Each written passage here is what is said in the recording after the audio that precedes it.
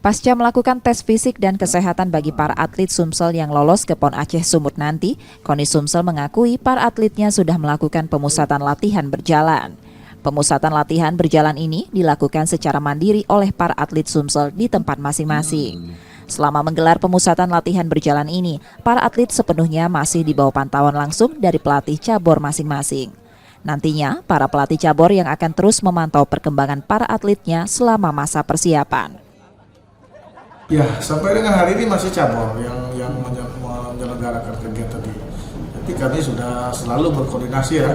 Karena kami sudah kumpulkan pelatih, kemarin kita sudah kasih pembekalan, pelatihan untuk buatan program, meningkatkan kondisi fisik, sehingga nanti atlet-atlet ini betul-betul terawasi lah dari segi maintenance pelatihnya sendiri.